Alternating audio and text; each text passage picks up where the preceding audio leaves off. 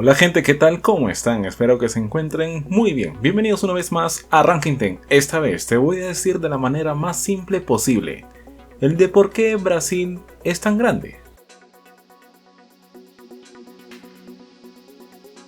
Estuve investigando y la respuesta varía según la fuente, ya que no solamente hay un factor, sino varios. Uno de los grandes problemas que encontré, que la información que nos brinda la red usa mucho tecnicismo y al final le entiendes poco o nada. Tienes toda la maldita razón. Suele suceder que un día estás determinado a saber por qué Brasil ocupa un 47% del territorio sudamericano, y mientras estás leyendo todo este artículo para entender algo, te aburres y terminas viendo Norpo. ¿Tengo razón? Pero tienes razón. Bien, actualmente nos damos cuenta que la parte que permaneció bajo dominio español se dividió en varias partes en varios países, pero la parte que dominó Portugal no se dividió, se independizó en un solo estado, en un solo bloque. Elaboré un cuadro comparativo para observar las grandes diferencias de cómo estos imperios trataron a sus colonias en América, así que vamos punto por punto. Esto fue el actuar del Imperio Español y este del Imperio Portugal. Primero, el Imperio Español fundó ciudades dispersas y dadas las complicaciones geográficas no estaban interconectadas. Y el Imperio Portugal fundó varias ciudades y todas ellas costeras, pero estaban cercas entre sí y uno podía desplazarse con relativa facilidad entre ellas. A estas ciudades los españoles la convirtieron en virreinatos autónomos, mientras que los portugueses a todas ellas las incluyeron en un gran virreinato llamado el Virreinato de Brasil. Bueno, cabe decir que también se dio así, porque el territorio español en América era más amplio que la portuguesa. Pero también es verdad que en un principio, también Portugal dividió su parte en capitanías, pero luego en dos estados. Pero cuando llegó a tener más territorio, lo unificó todo para formar un solo virreinato. Hasta aquí más o menos tendrás una idea clara, el de por qué el tamaño de Brasil. Pero sigamos porque esto se pone aún más interesante. La corona española fundó universidades en los virreinatos, mientras que la corona portuguesa no fundó ninguna universidad. Si tú como colono portugués hubieras querido estudiar superior, no hubieras tenido más opción que ir al mismo Portugal. Eso lo hicieron para mantener en la ignorancia a sus habitantes, para no sembrar la semilla independentista y esas cosas que piensan los hombres libres. Y esto no lo digo yo, lo dijeron ellos mismos.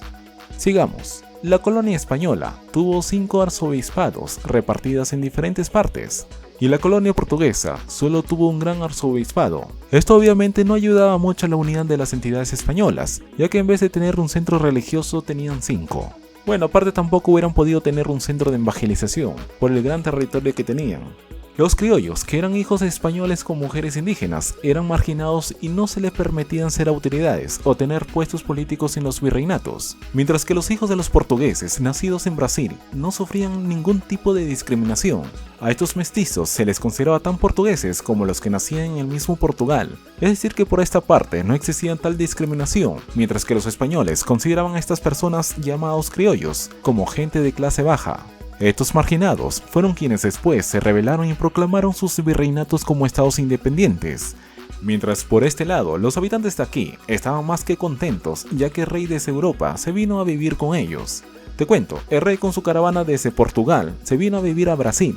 Esto fue tomado por el pueblo como un buen gobernante que quería estar con los suyos. Bueno, en realidad se estaba escapando de su país, ya que Francia estaba a punto de invadir Portugal. Es por eso que prácticamente huyó para protegerse a sí mismo, más que nada. Sigamos. La España americana nunca dejó de ser colonia. Brasil pasó a ser parte del imperio, no como una colonia, sino como el imperio mismo, ya que el rey al venirse se emociona y cambia el nombre del imperio del Reino de Portugal a Reino Unido de Portugal, Brasil y Algarve. Pero sucedió algo que lo cambiaría todo. Francia no llega a conquistar Portugal, entonces el rey dice: ¿yo qué hago aquí con la servidumbre? Mejor me largo, y se regresó a Europa.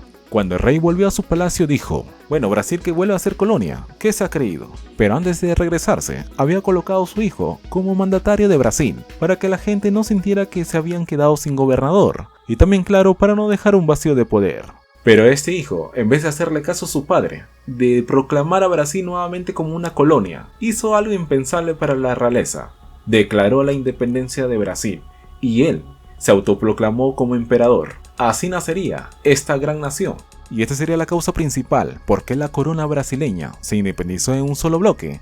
Sin embargo, todavía algunos estarán preguntando, ¿Pero acaso nunca hubo revueltas independentistas, como sí ocurrieron luego que los virreinatos españoles se declararon independientes? La respuesta es sí hubo. Sin embargo, Brasil, al mando de su emperador, ya contaba con un ejército poderoso y armado, ya que fue el mismo que se formó y dejó cuando el rey se vino por acá. Recordemos que los virreinatos españoles se estaban independizando y las noticias que los territorios conquistados por España se estaban convirtiendo en estados independientes llegaron a algunos nativos brasileños y quisieron hacer lo mismo. No obstante, estos grupos separatistas en Brasil no fueron lo suficientemente grandes o poderosos para enfrentarse al ejército brasileño, y los pocos que se atrevieron a enfrentarlo fueron derrotados por el emperador y sus soldados. Situación distinta pasó con los territorios españoles. Por esta parte, entre los virreinatos seguían dividiéndose en más estados hasta alcanzar la cantidad de países que existen actualmente. Y eso fue lo que realmente pasó para que Brasil tenga ese gran tamaño que tiene ahora. Hay que agregarle que después creció un poco más, ya que usando la fuerza quitaría territorios a Bolivia y a Paraguay, y por la vía diplomática, es decir que por las buenas, también se anexarían territorios de Perú y Colombia.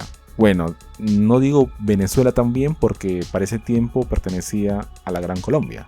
Por el otro lado, algunos dicen que Uruguay fue la única provincia que perdió Brasil, mientras que otros aseguran que no, que querían conquistar esa parte, pero no pudieron ya que Argentina intervino.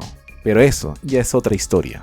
Espero que te haya quedado bien claro el de por qué Brasil se le considera como el gigante sudamericano. Si tú no comprendiste el video, la verdad que no sé lo que voy a hacer contigo. ¿Por qué serás imbécil? Nada, mentira. Igual, suscríbete al canal si aún no lo has hecho y un abrazo para cada uno de ustedes. Hasta la próxima. Chao.